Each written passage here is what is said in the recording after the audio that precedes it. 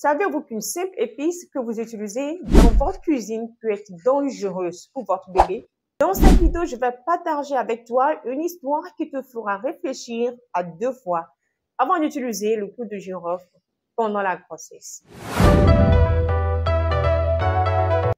Bienvenue sur ma chaîne, moi c'est Deborah Yarou et je partage avec toi des expériences, des connaissances inspirantes pour mieux utiliser son téléphone portable pour mieux vivre. Je partage également quelques techniques pour se faire de l'argent en ligne.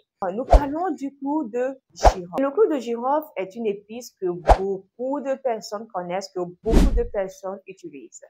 Elle est particulièrement aimée pour ses multiples bienfaits. D'ailleurs, toutes les vidéos sur YouTube qui parlent de ce sujet font beaucoup de milliers de vues, comme vous pouvez le voir. Donc, le clou de girofle est connu pour ses multiples fonctions dans la beauté, dans la cosmétique, dans la médecine et beaucoup d'autres domaines. Si on prend la cuisine, le clou de girofle est utilisé pour aromatiser les plats. Dans la cosmétique, le clou de girofle est également utilisé. L'une des vertus pour laquelle beaucoup de personnes l'utilisent en cosmétique, c'est que le clou de girofle est bon pour la stimulation du cuir chevelu. Donc, le clou de girofle aide à stimuler la croissance des cheveux. En dehors de cela, le clou de girofle est utilisé par les femmes pour faire leur toilette intime. Le clou de girofle est également utilisé, suivez bien, pour lutter contre la fatigue. On dit même que c'est un puissant aphrodisiaque, d'après ce qu'on dit. Et nous parlons ici d'une histoire. Suivez attentivement cette histoire-là, elle est beaucoup inspirante. Il s'agit d'une femme qui se plaignait beaucoup pour la fatigue. Elle se disait toujours fatiguée. À sa collègue de travail. Cette collègue de travail a sa méthode miracle, sa routine miracle pour lutter contre la fatigue. Et c'était le fait de boire de l'eau de clou de girofle. Alors, chaque fois que cette femme se plaignait auprès d'elle de la fatigue, cette dernière lui conseillait de boire beaucoup d'eau de clou de girofle qu'elle utilise elle-même. Mais cette dernière utilisait également du clou de girofle pour aromatiser ses plats. Alors, vu la fatigue qu'elle ressentait, au fur de quelques moments, elle a compris qu'elle était en réalité en état. C'est-à-dire qu'elle était enceinte. Et qui dit enceinte, début de grossesse, dit beaucoup de fatigue avec les charges du travail. Alors, elle a décidé de suivre les conseils de son amie pour pouvoir lutter un tant soit peu contre cette fatigue qu'elle ressentait. C'est alors qu'elle a pris du clou de girofle, qu'elle a mis dans de l'eau, elle a laissé infuser pendant un moment. Après l'infusion, elle a bu une bonne quantité de clou de girofle, au moins un demi-litre d'eau, de cette eau-là contenant du clou de girofle. Bien, elle a fait son travail, mais quelque chose s'est produit, quelque chose d'inattendu. Mais cette chose, malgré qu'elle se soit produite, ne l'a pas alertée sur le champ. Elle n'avait rien compris sur le champ, malgré ce qui s'était passé. Alors, qu'est-ce qui s'est passé? Au bout de quelques instants, quelques minutes, cette dernière s'est mise à saigner. Elle s'est dit, mais qu'est-ce qui se passe? Seulement que ce saignement n'était pas ordinaire, puisqu'elle savait déjà qu'elle était enceinte. Alors, elle a vu que ce saignement avait beaucoup d'eau. Et le sémen n'était pas beaucoup constitué de sang. Juste un liquide qui était juste rose. Le liquide était beaucoup plus rose que beaucoup plus rouge. Ben, mais elle ne s'en est pas trop inquiétée comme ça parce que ce n'était pas suivi de beaucoup de maux de ventre. Juste des maux de ventre très, très légers. Vraiment très, très légers.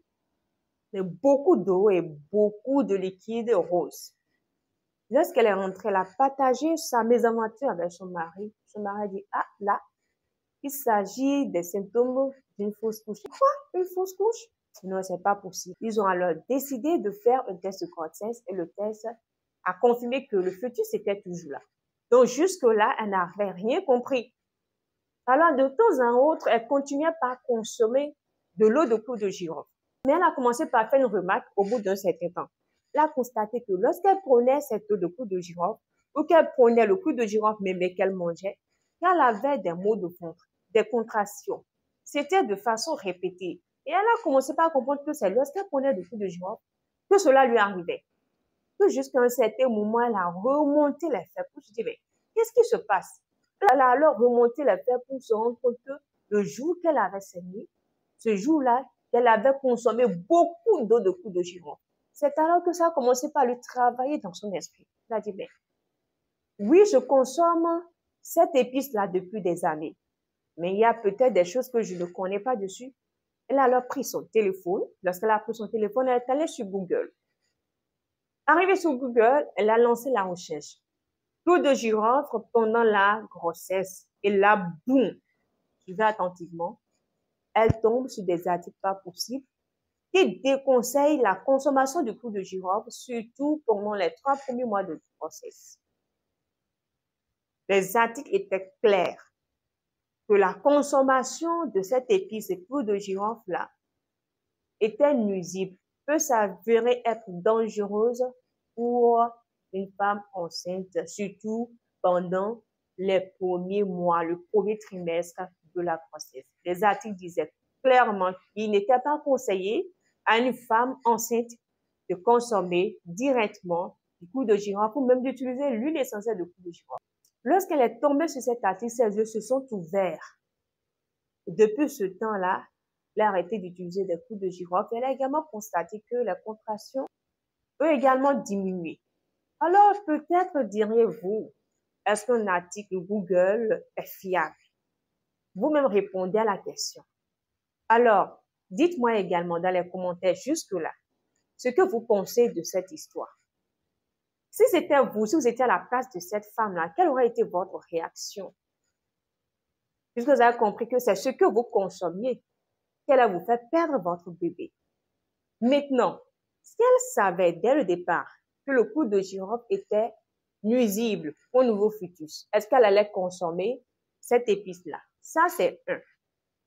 De deux, si elle n'avait pas découvert très tôt, si son esprit ne l'avait pas alerté plus vite pour aller faire des recherches sur cette épice-là, qu'est-ce qui se serait passé avec son bébé? Pour d'interrogation, peut-être, vous pouvez donner la réponse dans les commentaires. Là, il y a quelque chose de très, très important à retenir. Ce sont les conséquences de l'ignorance. Un verset biblique dit, « Mon peuple périt parce qu'il lui manque de la connaissance. » Imaginez-vous, d'après cette histoire-là, combien de morts, combien de fausses couches attribuées à des tantes, à des oncles, à des sœurs, à des mères, sorcières ou sorciers. Son ignorance allait causer la perte de son enfant. Mais heureusement qu'elle est vite partie à la recherche de l'information. Et cette histoire me rappelle encore une autre. C'est également une femme qui utilisait une pommade. Et sur la note de la pommade, là, il était écrit que cette pommade n'était pas conseillée aux femmes enceintes. Le jour qu'elle m'a parlé d'une pommade qu'elle utilisait, qui n'allait pas bien avec son thé, qu'elle a même utilisé une autre qui le faisait avoir des tics alors qu'elle était enceinte.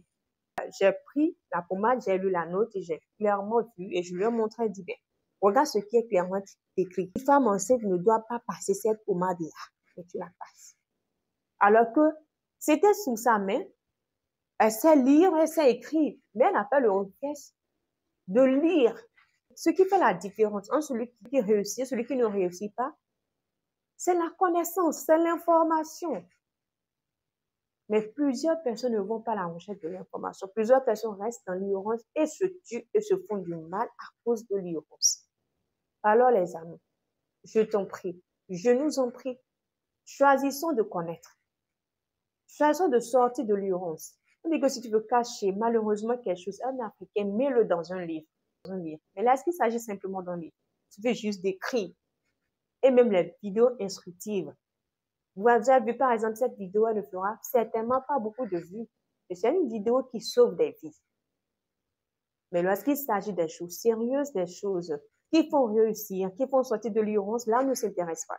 Et des choses qui abrutissent, là, les gens vont beaucoup partager, les gens vont beaucoup aimer, les gens vont beaucoup regarder. J'espère que tu vas choisir sincèrement de sauver beaucoup de vies en partageant cette vidéo-là. Parce que tu as certainement des sœurs, des amis. Alors les amis, que penses-tu de cette vidéo? Si le sujet t'a intéressé, n'hésite pas à liker.